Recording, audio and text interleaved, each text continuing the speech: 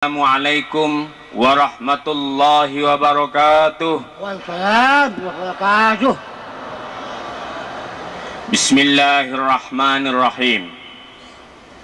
Dengan memohon taufik, hidayah dan inayah dari Allah Subhanahu wa Ta'ala, istighatsah pada siang ini kita buka bersama dengan berdoa khusus untuk Hadratil Mukarram Kiai Haji Abdul Rahman Wahid. Amin. Al-Fatihah. Ar-Rahmanir Rahim Maliki Yaumiddin. Iyyaka na'budu wa iyyaka nasta'in.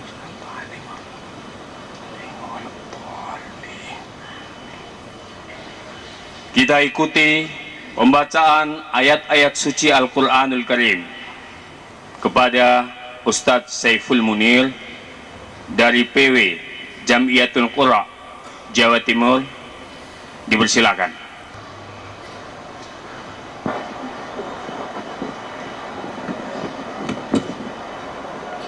Assalamualaikum warahmatullahi wabarakatuh.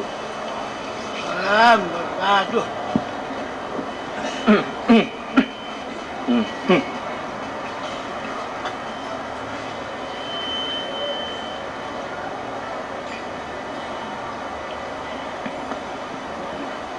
أعوذ بالله من الشيطان الرجيم.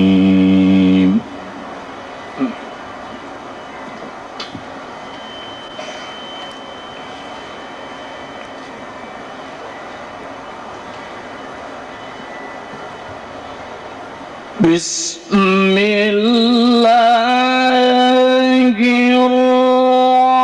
الرحمن الرحيم.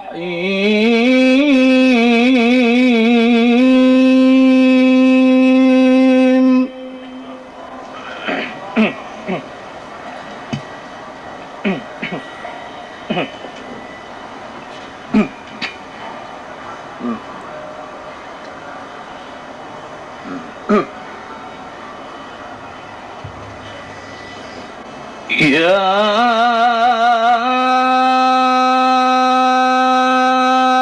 أيها الذين آمنوا اذكروا الله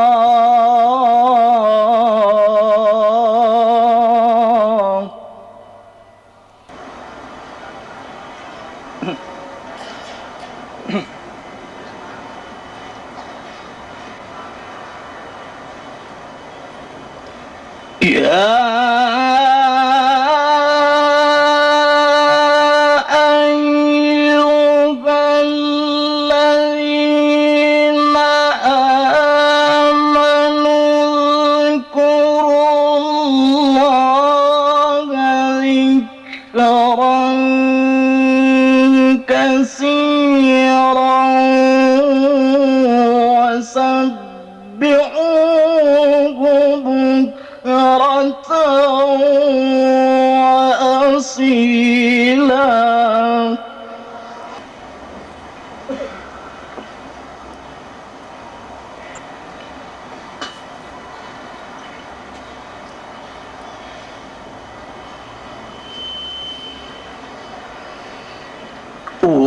والذي يصلي عليكم وملائكته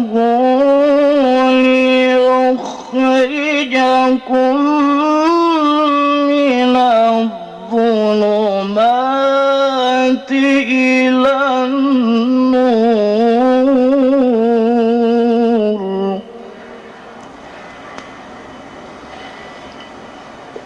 وكان بالمؤمنين رحيما. تحيتهم يوم يلقونه سلام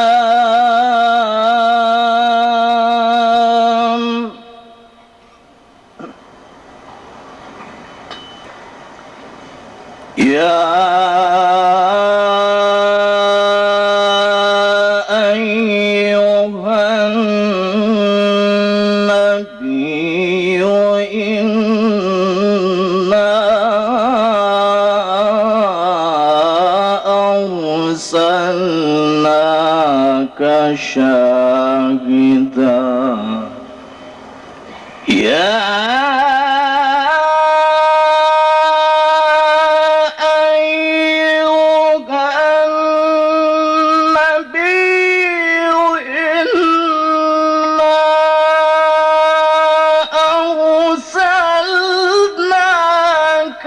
شاهدا ومبشرا ونذيرا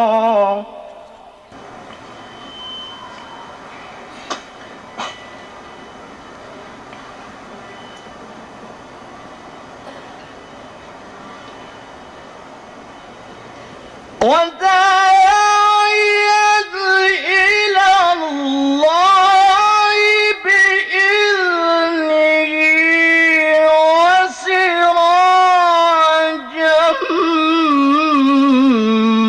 منيرا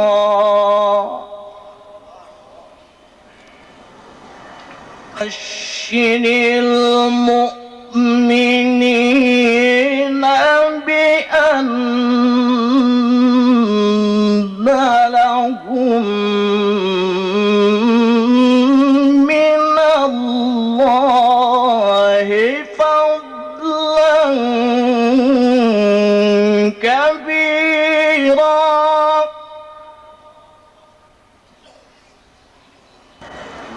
وتوكل على الله وتوكل على الله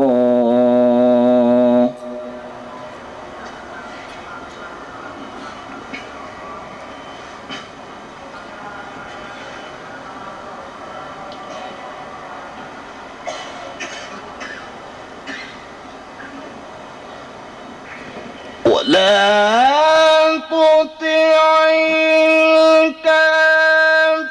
الكافرين والمنافقين ودع أذاهم وتوكل على الله توكل على الله وكفى بالله وكيلا لا تطع الكافرين والمنافقين ودع أذاهم وتوكل على الله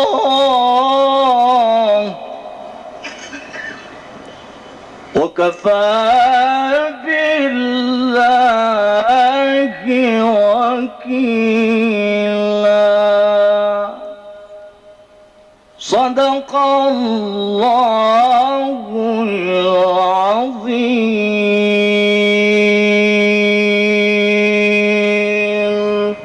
Assalamualaikum warahmatullahi wabarakatuh. Aduh. Kita ikuti pengantar istighatsah yang disampaikan oleh Hadratil Mukarram Kiai Haji A. Hashim Muzadi selaku Ketua Pengurus Besar Jam'iyah Nahdlatul Ulama.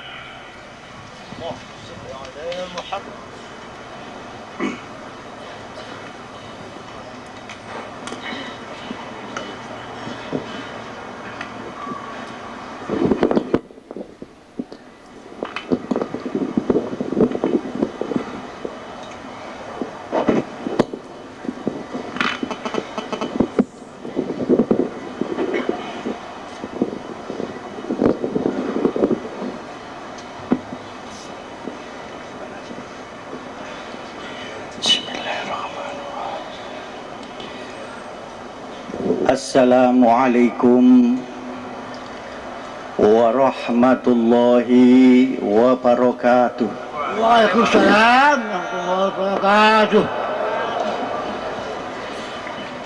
Bismillahirrahmanirrahim. Alhamdulillahil qail fi kitabihil azim. A'udzu billahi minasy syaithanir rajim. Bismillahirrahmanirrahim. Lau anna ahlal qura amanu wattaqaw la fatahna 'alaihim barakatim minas samai wal ard walakin kazzabu fa akhadnahum bima kanu yaksibun. Wa qala 'azza wa 'ala wa nunazzilu minal qur'an ma huwa shifaa'un wa rahmatul lil mu'minin wa la yaziduz zalimina illa khasara. Allahumma salli ala sayyidina wa maulana wa syafi'ina wa uswatina wa habibina wa qurrati a'yunina Muhammadin sallallahu alaihi wasallam wa ala alihi wa sahbihi ila yaumil qiyam. Subhanaka la ilma lana illa ma 'allamtana innaka antal alimul hakim. Rabbana hab lana min ladunka rahmah wa hayyi lana min amrina rasyada. Amma ba'd.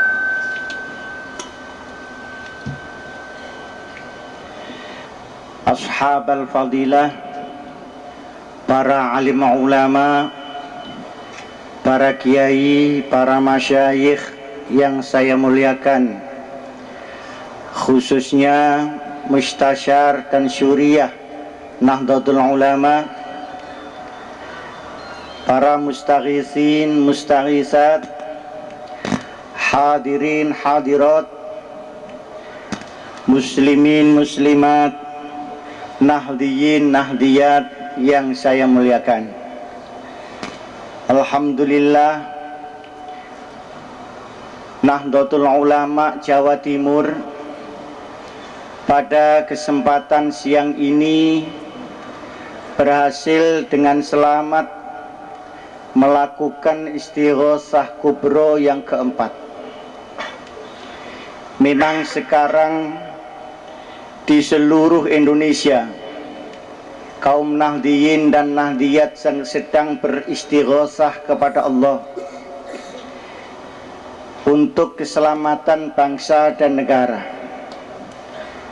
Rasanya tidak cukup kita tanya kepada orang, kita sekali-kali harus tanya kepada Tuhan. Tanya kepada penguasa sudah mentok, akhirnya kita harus tanya kepada Yang Maha Kuasa.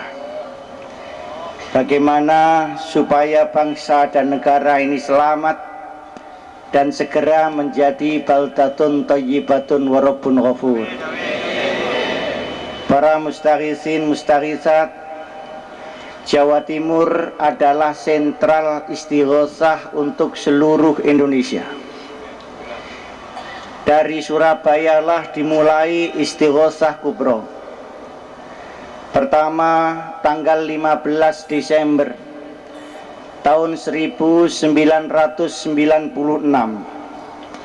Ketika itu para alim ulama kita memberikan isyarat cukup jelas bahwa Indonesia, masyarakat bangsa dan negara ini akan mengalami kegoncangan dan mengalami kemuskilan yang rumit dan panjang. Oleh karenanya siap-siap kita harus mendekat kepada Allah. Setelah itu 7 bulan setelah istighosah yang pertama, datanglah Krismon. Setelah Krismon datang, terjadilah pergolakan di mana-mana di Indonesia. Dalam tempo 9 bulan Pak Harto jatuh. Dan ketika itu kita mengadakan istighosah yang kedua 10 hari setelah turunnya Pak Harto, karena menurut isyarat para ulama masyayikh kita, pergantian kekuasaan ini awal dari 1001 masalah, bukan akhir dari sebuah masalah. Akhirnya berjalanlah waktu dan Gus Dur tampil sebagai presiden.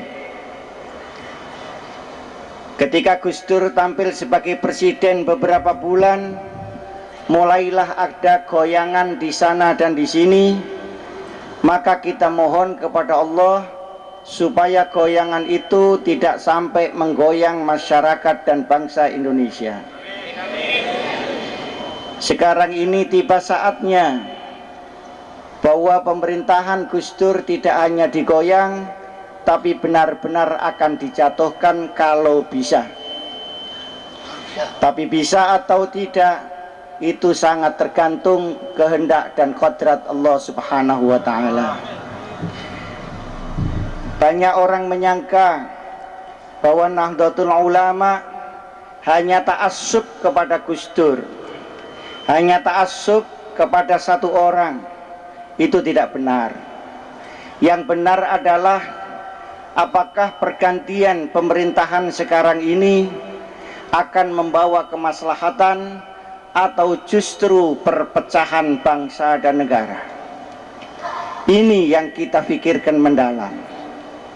Dan yang berpikir ini umumnya para ulama, para aulia, para muqarrabin, para rijalullah, para ibadullah.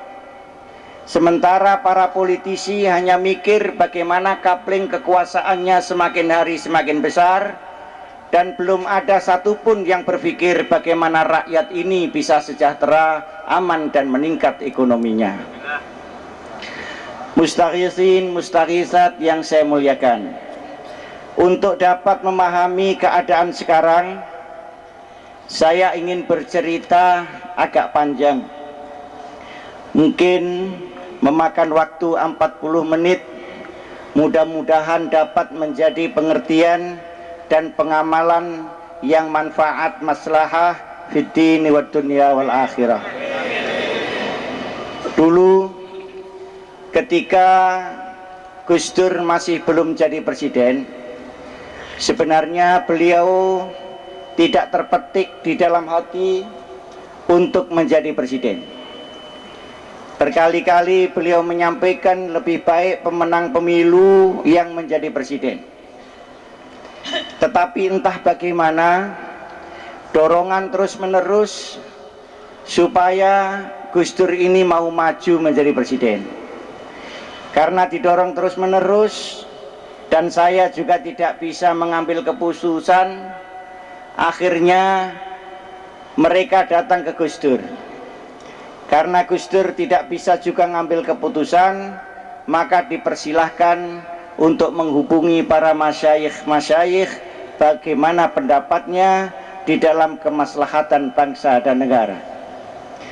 Akhirnya berkelilinglah mereka yang disponsori oleh Pak Amin Rais dan Pak Fuad Bawazir. Datang ke ulama-ulama, minta izin ulama untuk memperkenankan Gus Dur nyalon jadi presiden. Berkali-kali pertemuan, baik di Langitan atau di Buntet Cirebon atau di Jakarta. Tetapi ada aneh di situ. Para ulama-ulama ini sudah 1 bulan lebih tidak jawab-jawab. Jawab iya juga tidak, jawab tidak juga tidak, diem saja. Lah ini ijma sukuti apa sukut ghairu ijma? Ini diam setuju apa diam tidak setuju? Tapi secara diam-diam saya tanya kepada beliau, tapi ini rahasia, jangan diomong-omongkan orang. Kenapa Kiai kok nggak dijawab-jawab? Sampai mereka jengkel, ini anaknya mau dicalon presiden, kok bapaknya diem aja. Ada jawaban yang menarik, kita belum tahu apakah ada ketulusan dan keikhlasan di dalam mencalonkan itu. Kalau memang tulus, alhamdulillah. Yang saya khawatirkan kalau diangkat untuk sementara kemudian dihancurkan pada waktu yang akan datang. Kalau sampai itu terjadi, maka mafsadah demi mafsadah akan timbul di mana-mana, terutama di kalangan umat Muhammad Rasulullah sallallahu alaihi wasallam. Akhirnya setelah itu para mustaghisin mustaghisat waktunya mepet, kurang dari 24 jam pemilihan presiden. Saya ketika itu diamanati oleh Hadratul Mukarram Asy-Syaikh Kiai Haji Abdullah Fakih Langitan untuk menyampaikan pesan kepada Gus Dur. Kurang dari 24 jam dari pemilihan presiden. Saya datang, ketika itu saya masih ketua NU Jawa Timur, datang di Jakarta, ketemu Gus Dur, disaksikan oleh Pak Alwi Shihab. Pesannya begini, Gus, kalau memang maju, silahkan maju, karena ini adalah risiko yang paling ringan daripada ketentuan dan pilihan-pilihan yang lain. Akhafud dararain dan al-akhafu minal adrar. Ini yang tidak mengerti biar tidak mengerti saja. Jadi kesimpulannya, kata iya dari ulama itu bukan karena menuruti dorongan siapa-siapa, tapi karena pertanyaan para ulama kepada Allah Subhanahu wa taala dengan bertawassul kepada junjungan kita Nabi besar Muhammad sallallahu alaihi wasallam. Ketika saya sampaikan itu, saya lihat beliau Gus Dur terharu. Tapi kelihatannya Gus Dur ini sudah tahu entah dari mana kalau dirinya mau jadi presiden. Padahal bondo ndak punya sama sekali. Uang ndak punya, dukungan juga dari siapa, keadaan kesehatannya masih uzur, tetapi kelihatannya menurut basirah beliau yakin kalau mau jadi, dan saya pun juga tidak tanya dari mana yakin karena alasannya tidak ada. Alhamdulillah jadi. Innama amruhu idza arada syai'an ayyakula lahu kun fayakun. Para mustaghisin mustaghisat yang saya muliakan, berjalanlah pemerintahan ini baru 3 bulan lebih 10 hari. Mulailah ketika itu apa yang dikhawatirkan oleh ulama-ulama kita terjadi. Mulailah orang berteriak-teriak apa yang dilakukan Gus Dur selama 100 hari. Jadi ada penilaian presiden selama 100 hari. Jadi persis seperti orang mati diselamati 100 hari. Padahal karena keparahan Indonesia yang sudah multidimensional, kalau bahasa santri, al-fasad min kullin nawahi, kehancuran itu sudah pada segala segi, baik ekonomi, hukum, pemerintahan, mentalita pemerintahan, pendidikan, moral dan sebagainya sudah runtuh. Mana mungkin diselesaikan selama 100 hari. Tapi mulailah teriakan-teriakan tidak setuju, bergema. Kemudian pada waktu ada apel sejuta umat, mulailah Gus Dur dihujat terus menerus. Sampai ada apapun yang terjadi selalu dialamatkan kepada Gus Dur sebagai kesalahan Gus Dur sebagai Presiden Republik Indonesia. Ada Maluku, Gus Dur yang salah. Ada Aceh, Gus Dur yang salah. Ada gempa di Bengkulu, Gus Dur yang salah. Kenapa kok tidak datang ke Bengkulu? Padahal seorang presiden sedang berada di luar negeri. Tidak ada perjanjian antara keluar negeri dengan datangnya gempa. Ketika itu Pak Amin mengatakan bahwa presiden tidak memikirkan Bengkulu. Beliaulah yang memikirkan. Alhamdulillah PBNU 1 minggu setelah itu pergi ke Bengkulu. Saya tanya berapa nyumbangnya beliau. Lalu saya mendapat berita 25 juta. Alhamdulillah PBNU menyumbang 200 juta tanpa harus mengucap siapapun juga. Andaikan kita mengikuti logika beliau, saya harus 8 kali lebih keras mengucap ke sana dan kemari. Kalau hitungan poro gabit, para mustaghisin mustaghisat, itu semuanya begitu. Semuanya begitu. Nah, yang paling belakangan adalah ada interpelasi, ada bulog gate. Mengerti gate apa tidak? Tidak ngerti, tidak apa-apa. Ini banyak orang yang desa di sini. Gate itu artinya peristiwa atau kasus atau skandal. Jadi kalau Bulog Gate itu skandal di Bulog. Kalau Brunei Gate itu skandal bantuan dari Brunei. Dan macam-macam gate-gate yang lain. Ini mulai bermunculan.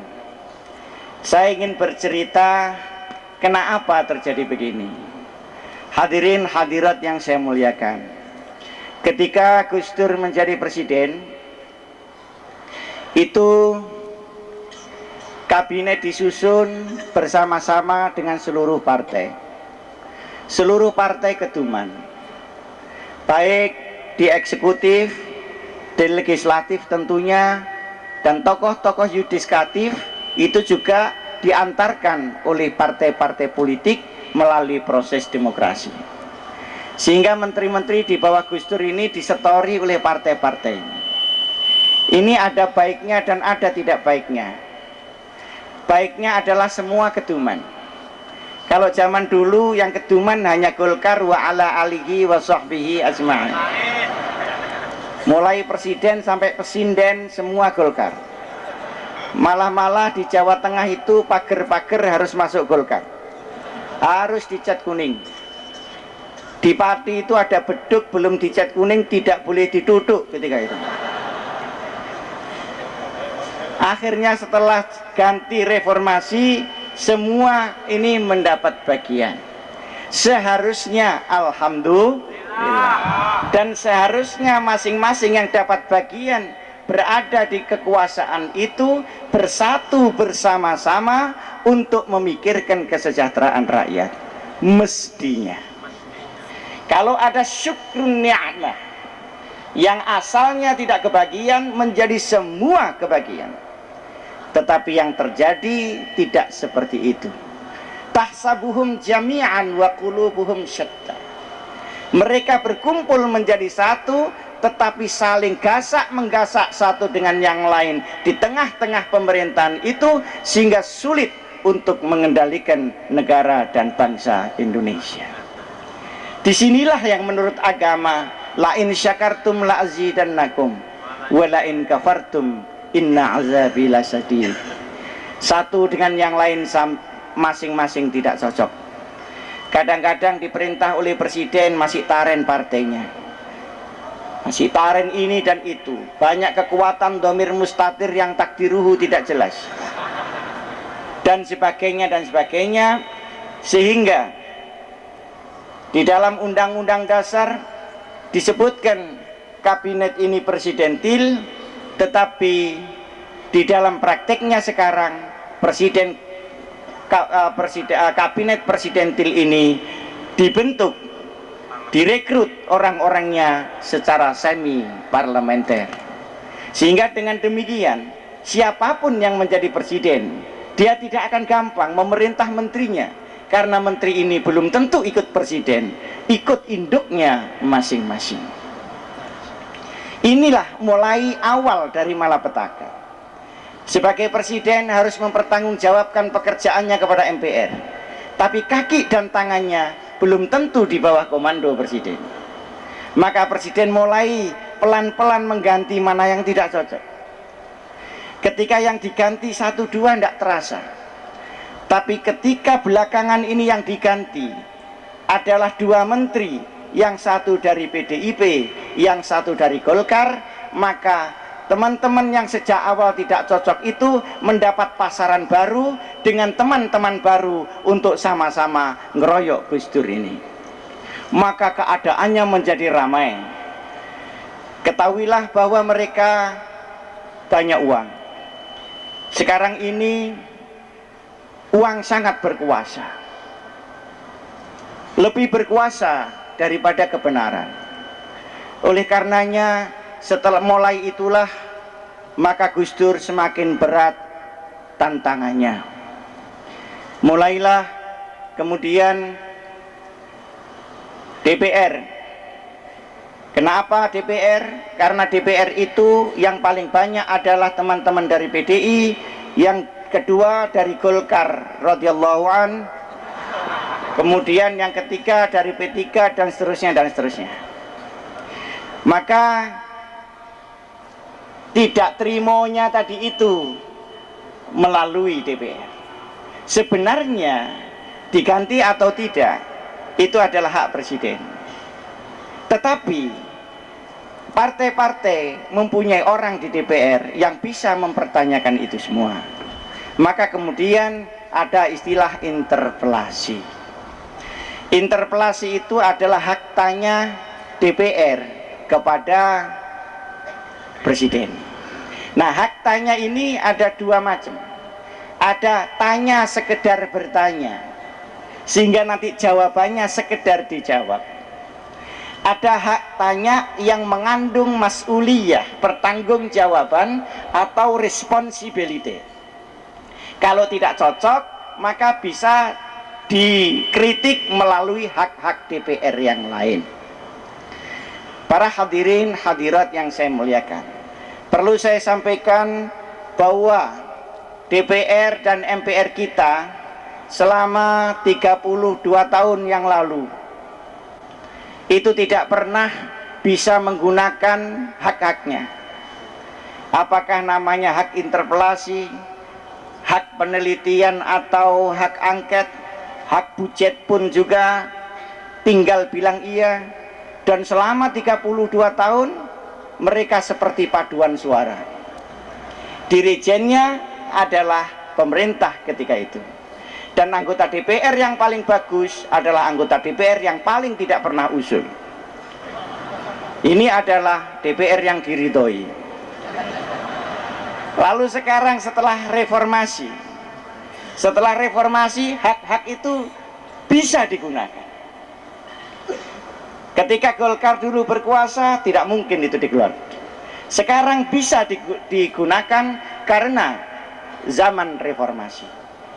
Akhirnya ibarat baju itu asalnya tersimpan di lemari, tidak pernah dipakai blas.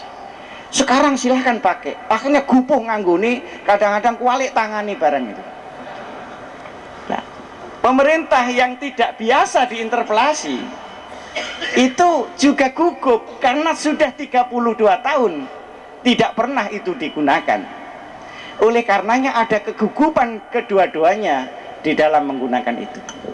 Saya sebagai orang luar yang bukan anggota DPR dan bukan anggota MPR melihat bahwa kalau yang ditanyakan itu adalah keputusan-keputusan DPR yang dibebankan kepada presiden untuk dilaksanakan, maka itu adalah hak minta pertanggungjawaban. Tapi kalau yang ditanyakan itu adalah hak presiden dan hak eksekutif, maka harus dianggap sekedar bertanya, tetapi tidak boleh lebih daripada itu. Itu mestinya. Para hadirin hadirat yang saya muliakan. Yang kedua, belakangan ini saya dengar juga akan membuat penelitian terhadap kasus Bulog dan kasus Brunei. Saya dan seluruh pengurus besar Nahdlatul Ulama sedikit pun tidak ada keberatan kepada siapapun yang ingin mengoreksi kepada pemerintah dan presiden sekalipun hanya Rp1 uang negara itu. Bulog Gate ini menyangkut 35 miliar. Ini pun belum tentu bagaimana duduk masalahnya. Sekarang masih ditangani polisi. Dan 30 miliar itu memang besar kalau menurut saya. Tapi kalau menurut negara, 35 miliar itu tidak akan mempengaruhi jatuh atau bangunnya negara. Ada Bulog Brunei Gate yang katanya pemerintah Gus Dur mendapat bantuan tapi nggak nyampe ke alamat. $2 juta itu kalau sekarang ya sekitar 18 miliar. Boleh, kenapa tidak? Tetapi kita sebagai rakyat yang memilih di dalam pemilihan umum kepada DPR, kepada MPR, hendaknya juga adil. Kalau yang kecil saja diurus, maka kita minta yang kakap, yang ratusan miliar, yang triliunan yang dihabiskan oleh Orde Baru itu supaya diusut dengan yang sesungguhnya. Kalau berani mengusut Bulog Gate, berani mengusut Brunei Gate, mengapa DPR dan MPR tidak berani mengusut Orde Baru Gate?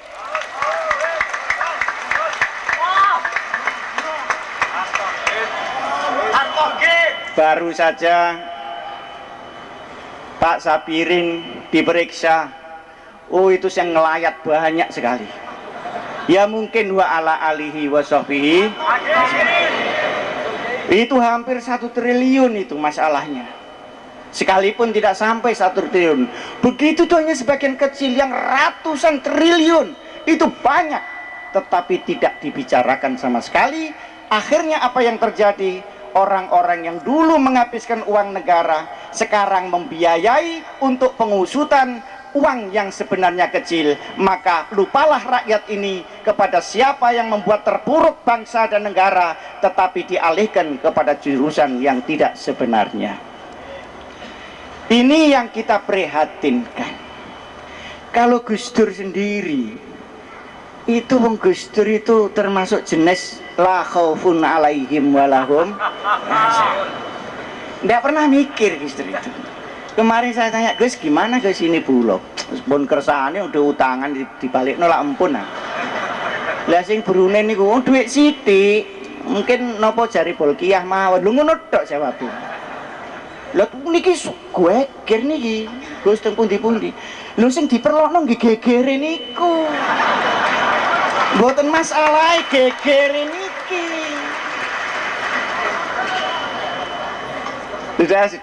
Saudara-saudara, ini masih ada waktu kira-kira 15 menit. Diteruskan enggak ini?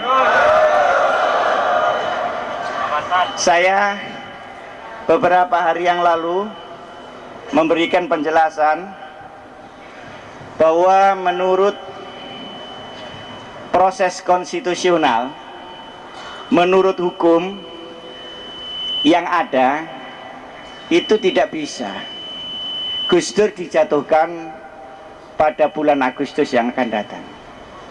Ini kalau murni semata-mata berdasarkan proses hukum.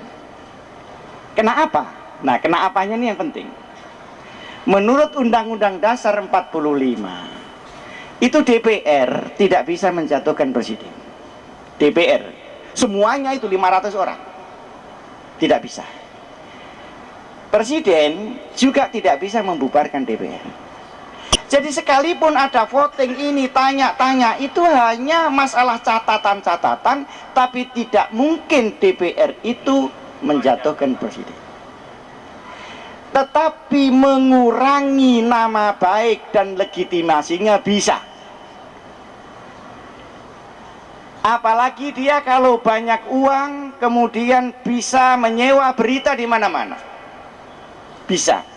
tetapi menjatuhkan secara formal tidak bisa. Nah, kemudian apakah MPR yang akan datang juga akan bisa menjatuhkan? Kalau melihat jarak waktunya, ini juga tidak mungkin. Kenapa?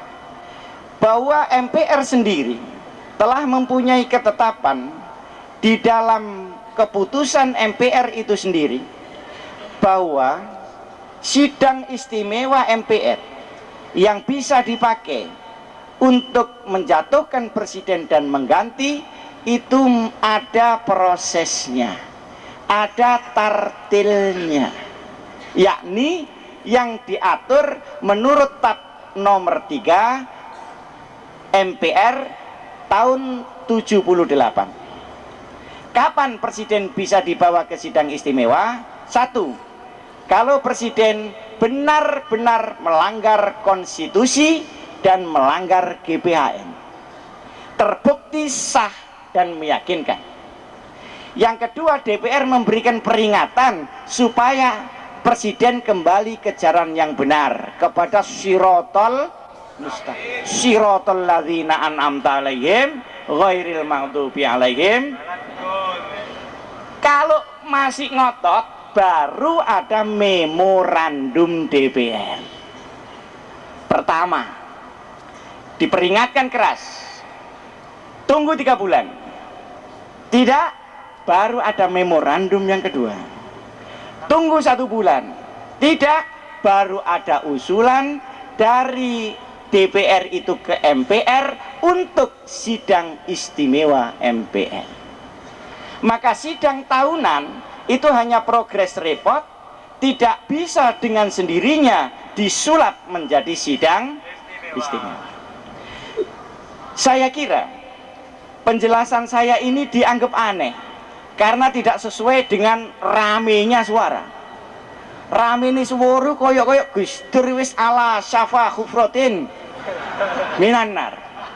Ndak tahunya fa'angqadzakum minha. Ini biar ndak ngerti aja.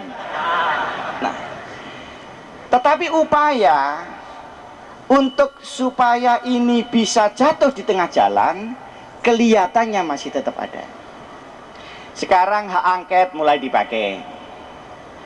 Lalu di MPR juga ada kedengaran MPR akan membuat keputusan baru di mana sidang istimewa tidak tergantung DPR melalui proses, tetapi juga oleh MPR sendiri, tapi pasti tidak pada bulan Agustus yang akan datang.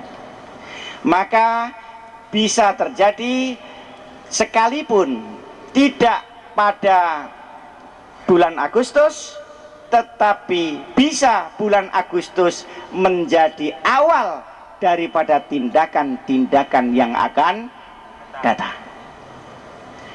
Saya ketika mendengar, mengamati cerita seperti ini, ingat ketika pengurus besar Nahdlatul Ulama pada awakhir Ramadan, al-ashrul awakhir min Ramadan, pengurus besar NU dengan ulama-ulama seluruh Indonesia berangkat umrah.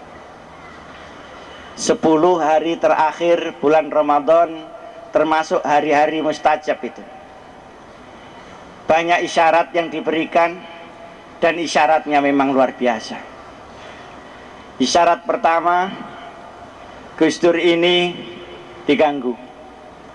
Syarat yang kedua, akan dijatuhkan tapi tidak berhasil.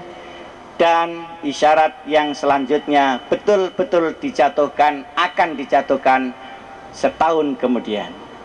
Dan setelah itu bagaimana keadaan Indonesia, belum ada ceritanya oleh para ulama karena gelap, tidak ada isyarat apa-apa. Para mustaghisin, mustaghisat yang saya muliakan, sekarang ini yang menjadi pikiran kita tidak boleh hanya berpikir Gus Dur. Kita harus berpikir bangsa, masyarakat dan negara. Dan apakah ini nanti kalau memang betul-betul diganti, pasti tidak cepat, akan membawa manfaat atau justru membawa madarat. Baru saja kemarin ada utusan dari Papua datang ke istana, mereka akan memisahkan diri kalau Gus Dur diganti. Juga dari PGI dan PIKI yang datang di pengurus besar Nahdlatul Ulama, teman-teman kita Kristiani yang menguasai mayoritas di Indonesia bagian timur juga akan memisahkan diri kalau Gus Dur diganti, karena Gus Dur satu-satunya pemimpin Indonesia yang mau mengerti terhadap agama-agama yang lain. Yang kita khawatirkan ini di sini. Oleh karenanya, berdasarkan pemikiran-pemikiran itu, maka pengurus Nahdlatul Ulama, pengurus besar Nahdlatul Ulama mengambil langkah-langkah ke depan. Pertama, karena keterbatasan dari Gus Dur sendiri, maka Gus Dur harus dibantu dan diperbaiki. Kita jangan menutup mata bahwa di situ ada kelemahan. Kenapa? Karena sejak awal pun para ulama menjadi melak-melik itu karena kelemahan ini.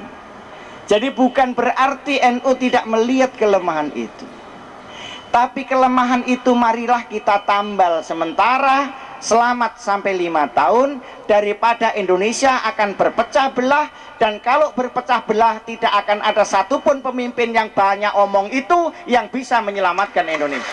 Amin. Ini yang kita khawatirkan. Nah, padahal ketika istighosah kita yang pertama, mengapa Indonesia itu terpuruk?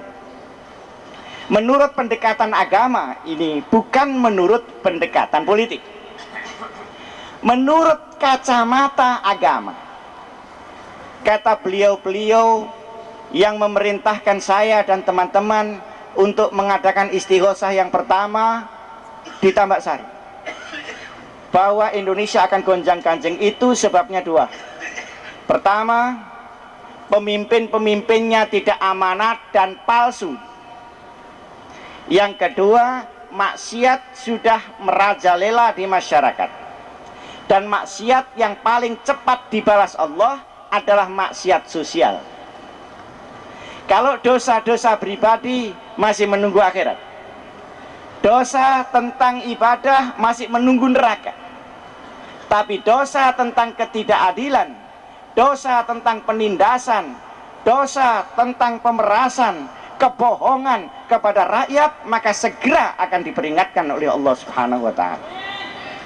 Maka menurut pandangan para ulama, bahwa sembuhnya Indonesia itu juga dengan cara bagaimana pemimpin-pemimpin bisa berpikir sejati, tidak berpikir bohong-bohongan, tidak berpikir tidak adil, dan sebagainya dan sebagainya. Saya dan seluruh jajaran Nahdlatul Ulama sama sekali tidak keberatan kalau uang negara yang sepeser itu juga diurus. Dan saya juga menyarankan kepada beliau Gus Dur agar mau diperiksa polisi. Tetapi ketika orang lain diperiksa polisi, itu geger semua. Ini Pak. Maka di sini ada sesuatu yang aneh. Maka harapan kita, mudah-mudahan wakil-wakil rakyat kita mampu bertindak adil. Allahumma Amin. Amin. Kalau presidennya yang tidak adil, DPR-nya yang mengingatkan. Kalau tidak mangsah, MPR-nya yang mengambil keputusan. Sekarang kalau wakil rakyatnya yang tidak adil, siapa yang harus mengingatkan? Kalau yang mengingatkan itu rakyat, dengan cara apa rakyat itu mengingatkan? Ya mungkin kalau saya yang diamanati, saya cuma ngomong-ngomong aja. Kalau itu ndak mangsa, ya sama kiai-kiai. Kalau ndak mangsa, ya cek ini buraan arek-arek ae. Jadi Semua ini ada tatarannya. Ketika presiden salah, yang mengingatkan DPR. Ketika diperingatkan ini tidak mangsa, yang mengambil keputusan MPR. Kalau wakil rakyatnya yang tidak adil, maka yang mengingatkan harus rakyat. Kalau rakyatnya yang tidak adil, yang mengingatkan adalah Allah Subhanahu wa ta'ala. Disinilah ayat yang saya baca, lau anna ahlal qura amanu wattaqau lafatahna alaihim barakatim minas sama'i wal ard walakin kazzabu fa'akhadnahum bima kanu yaksibun. Seandainya saja penduduk satu kaum itu iman dan takwa, apa mestinya? Jangan diartikan ubudiyah saja. Jadi takwa di bidang iman, takwa di bidang ibadah, takwa di bidang cari rezeki, takwa di bidang memimpin, takwa di bidang keadilan, takwa di bidang memimpin ekonomi masyarakat dan sebagainya sosial, maka akan menjadi baldatun thayyibatun wa rabbun ghafur. Tapi kenyataannya tidak, maka rapot itu dikembalikan oleh Allah sesuai dengan tingkah laku kaum itu sendiri. Oleh karenanya, maka istighosah kita pada kali ini, marilah kita mohon ampun kepada Allah Subhanahu wa ta'ala. Ini yang pertama, jangan sampai kita sebagai rakyat juga salah. Allahumma. Yang kedua, kita doakan mudahan Gus Dur diberi kekuatan oleh Allah Subhanahu wa ta'ala. Kita semua sudah kenal Gus Dur. Insya Allah Gus Dur bukan tipe orang geragas. Siapa yang geragas harap maklum masing-masing. Kita doakan supaya pemerintahan ini ganti tidak ganti, direshuffle dan sebagainya, jurusannya kepada kemaslahatan umat, dan kita sebagai bangsa dan negara diselamatkan oleh Allah Subhanahu wa ta'ala. Ini yang penting di dalam istighosah kita. Jangan sampai kita menggunakan cara-cara emosional. Kalau itu kita gunakan, nanti akan ketemper teman sendiri. Dan kalau itu terjadi, akhirnya terjadilah kekacauan di mana-mana. Jadi beban yang dibawa oleh NU ini sangat berat. Bahwa beban kita masih mendapatkan perlakuan yang kurang adil, tetapi kita diamanati oleh Allah untuk menciptakan satu sikap yang rahmatan lil alamin. Oleh karenanya, jangan bergerak secara fisik kecuali kalau nanti dikomando langsung oleh pengurus besar Nahdlatul Ulama. Jadi tidak boleh ada yang mengomando. Komando hanya satu dari PBNU dan bergerak bersama-sama seluruh Indonesia. Sekian aqulu qauli hadza wa astaghfirullah li wa lakum wallahul muwaffiq ila aqwamit thoriq. Wassalamualaikum warahmatullahi wabarakatuh.